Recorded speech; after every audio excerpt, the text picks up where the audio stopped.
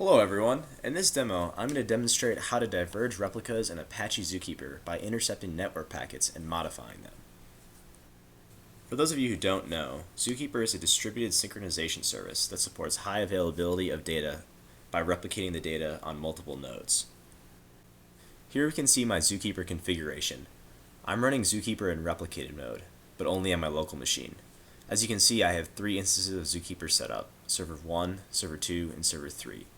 These instances are configured to communicate to each other through localhosts on different ports. I also have set up some shell scripts for starting and stopping all the nodes, connecting a client to either server 1, 2, or 3, as well as getting the status of the configuration, such as who is the leader of the cluster.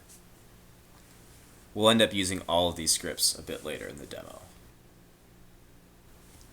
The first step in diverging the replicas is to create a program to intercept network packets. I have created a C program under the NFT folder that does exactly this.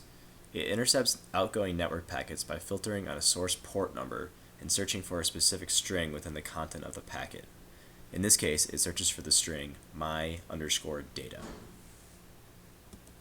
For the sake of time, I won't go into too much detail on the implementation of this program. I will say that it uses IP tables to forward the packets to a user space process, then uses a library called libnetfilterq to process the packets and modify them before injecting them back into the network. Because this process modifies the packets, it also must recompute the TCP and IP checksums, so the network will accept the packet as valid. Next, we need to create a rule that uses IP tables to forward network packets to our user space process. This will make it so the kernel forwards network packets to Q0, where my C program will be listening for packets. Okay, we should be ready to diverge the replicas. First thing we need to do is to start the process to modify the packets. This process will block waiting for packets and will print out the network traffic as it arrives. Next, we'll start all the Zookeeper nodes. We'll go over to the other terminal here and run the start all shell script to do this.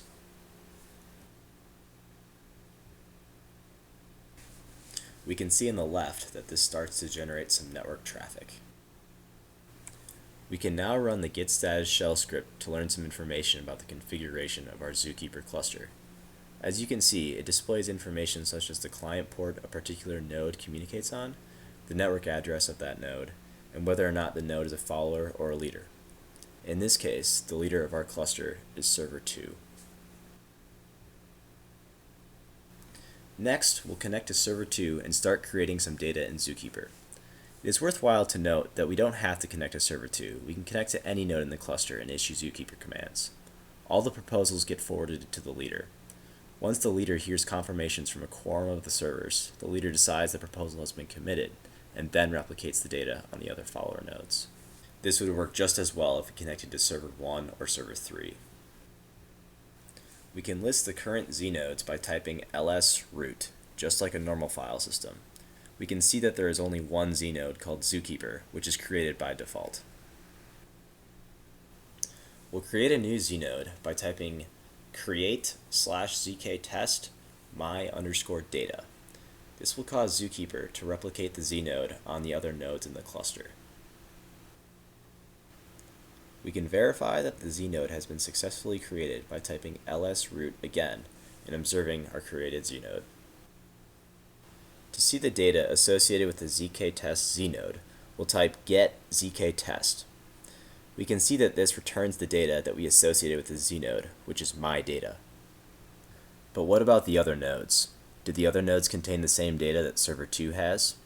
We can check this by connecting to server 1 and reading the data. Zookeeper services all reads locally, so by connecting to server 1, we will only read server 1's data. As expected, we can see that the zktest node has been created on server 1.